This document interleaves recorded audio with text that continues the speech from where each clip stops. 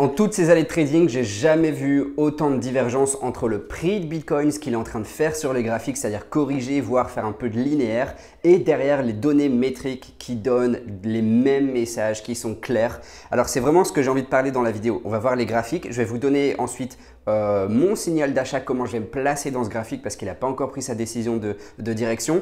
Et derrière, on va voir les données blockchain encore comme d'habitude qui montrent des messages qui sont de plus en plus clairs et surtout de plus en plus forts. Donc j'ai choisi mon côté et je vais vous expliquer ça dans la vidéo de manière complètement neutre. Mais je vous invite bien sûr à regarder le lien en description qui est la formation de Jonathan complètement gratuite en vidéo bien sûr et qui explique comment investir sur le très long terme et de manière automatique. Donc je vous invite à regarder en description, c'est hyper intéressant et ça évite de se faire bloquer, piéger par tous ces pièges justement, toutes ces corrections, cette confusion sur les réseaux sociaux. Voilà, ce type de méthode là, c'est ce que j'applique moi-même et c'est ce qui paye le plus par rapport à passer toute son énergie sur le day trade. Donc, le lien est en description, n'hésitez surtout pas.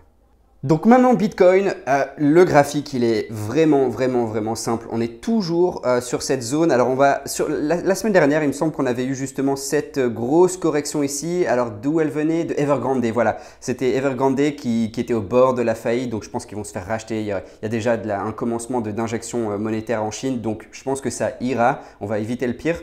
Et on a atteint justement ce gros niveau support ici. Donc les résistances qui tournent bien support, cette zone ici.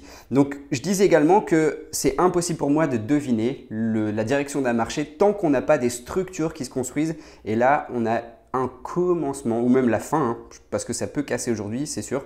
Deux triangles ici, donc triangle symétrique plus ou moins, d'accord? Donc ce qui me saute vraiment aux yeux, c'est qu'on a de la grosse divergence haussière. Mais également, on est au point 60 du RSI, ici la zone 60.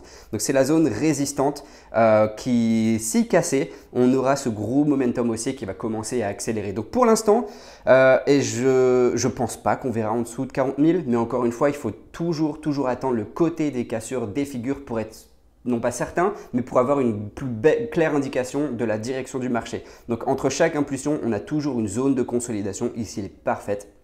C'est un beau triangle et le côté de la cassure va nous mener à la prochaine impulsion. Donc, c'est comme ça que je me place en fait. Là, pour l'instant, je reste haussier. Je vais vous montrer tout à l'heure sur la blockchain pourquoi. Mais là, ce que je vois, c'est qu'on est potentiellement dans un beau biseau descendant qui est une figure de retournement, qui est une figure haussière, même si le prix continue de descendre. On a de la divergence haussière, mais pas encore de gros momentum haussier, parce qu'on est toujours coincé sur le niveau 60 sur le 4 heures notamment. D'accord? Donc, comment je vais me placer là-dessus? Je vais attendre, je ne vais pas me précipiter, j'achète jamais pendant les impulsions, j'achète toujours sur les cassures de structure, donc la cassure de mon biseau ici, le niveau 45 000.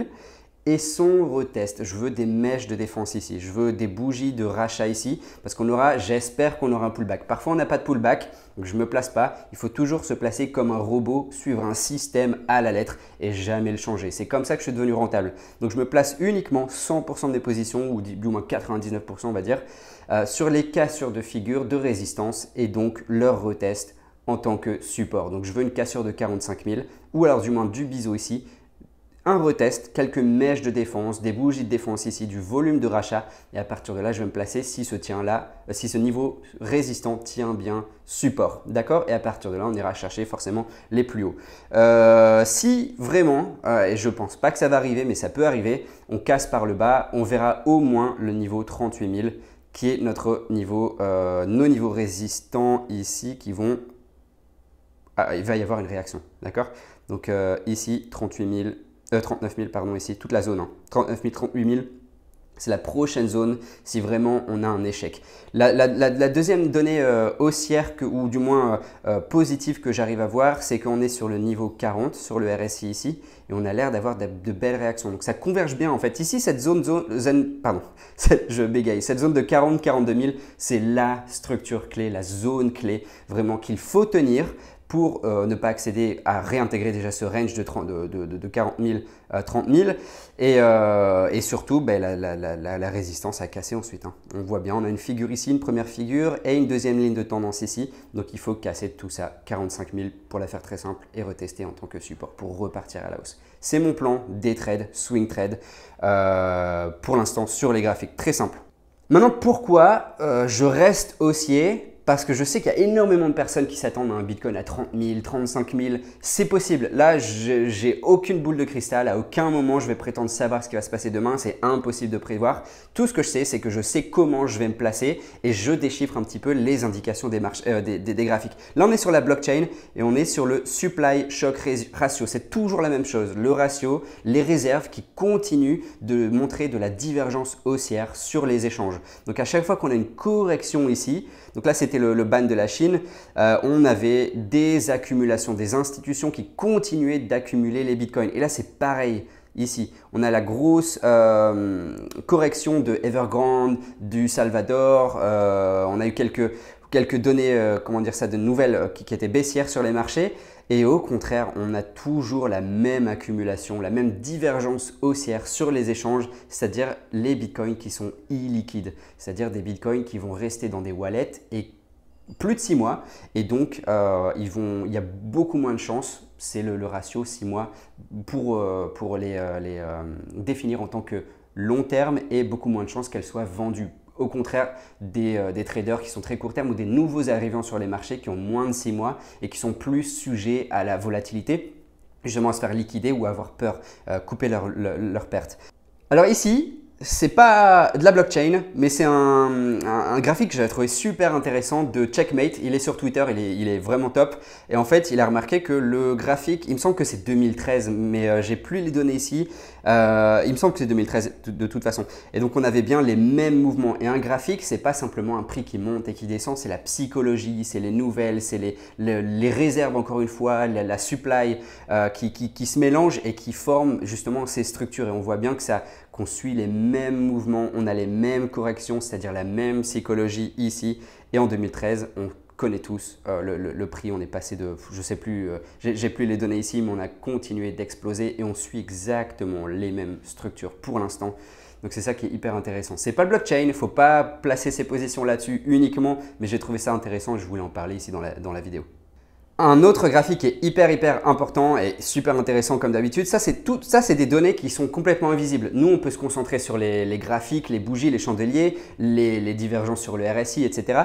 Mais là c'est des données qui sont vraiment invisibles et qu'il faut aller chercher sur la blockchain Glassnode. Et donc là ici c'est les réserves des bitcoins sur les échanges. Et on voit bien qu'en zone d'accumulation les réserves sont négatives, c'est-à-dire qu'il y a plus de bitcoins qui quittent les échanges par rapport aux bitcoins qui se mettent sur les échanges en vue d'être vendus. Ici par exemple, il y a une grosse augmentation des bitcoins qui étaient déposés sur les échanges et forcément, c'est des institutions, des personnes qui avaient en tête de vendre et on a atteint justement ce pic de correction. Et là, on est vraiment dans le mouvement contraire. On est dans beaucoup plus de bitcoins, presque au même niveau qu'ici, qui quittent les échanges. Donc même si on a une petite correction, ça arrive, ça fait partie du jeu, mais on a autant de bitcoins qu'ici qui continuent de quitter les échanges. Et encore une fois, ça c'est haussier, d'accord? Quand on a beaucoup plus de bitcoins qui quittent les échanges par rapport à ceux qui entrent, ça veut dire qu'il y a moins de personnes qui sont prêtes à vendre et qui mettent leur bitcoin en sécurité pour le moyen long terme.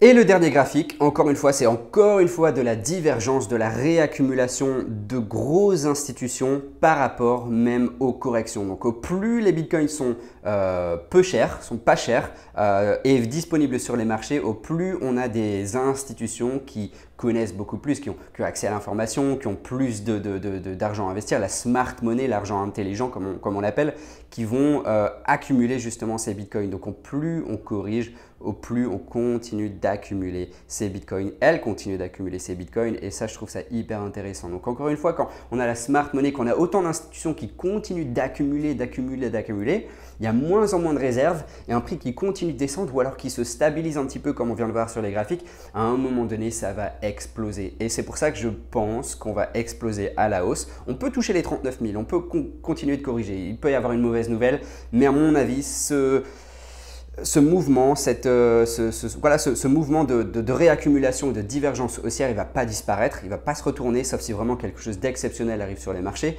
Mais à un moment donné, ça va exploser. Et je garde en tête mon target des bitcoins de 100 000 $, peut-être fin d'année, peut-être premier trimestre 2022, voilà, on verra. Mais je continue d'être du camp de ceux qui sont haussiers et je m'attends encore une fois à une grosse explosion de bitcoin. Je garde mon système, c'est toujours important de garder son système comme un robot. Si tu veux être rentable sur le trading, sur les marchés, il faut être comme un robot et avoir un système. Savoir quand tu vas te placer, quand tu vas sortir, quand tu vas pas te placer. Bref, ça peut être le sujet d'une autre vidéo, donc n'hésitez pas à me dire en commentaire. Je peux dévoiler tout mon système de trading si vous le souhaitez. N'hésitez pas à le dire. Et laissez un pouce bleu bien sûr, un like, ça fait toujours plaisir. Donc voilà, encore une fois, on avance étape par étape. Je donne mon opinion. Il faut faire attention sur les marchés, ils ne sont pas évidents en ce moment, mais c'est mon opinion, c'est mon système, ma stratégie. Donc n'hésitez pas encore une fois à poser des questions et on se retrouve la semaine prochaine. Et n'hésitez surtout pas à checker en lien de la description qui est la formation en vue d'investir sur le très long terme de manière automatique, encore une fois, parce que tout ça, ça reste quand même compliqué. Il faut des années de pratique quand même. Il faut des milliers d'heures, à mon avis, d'études pour s'en sortir un petit peu. Donc, ce type de formation-là, c'est pour éviter tout ça et puis garder sa tête dans le long terme. Voilà. À bientôt, à la semaine prochaine et bon week-end. Ciao!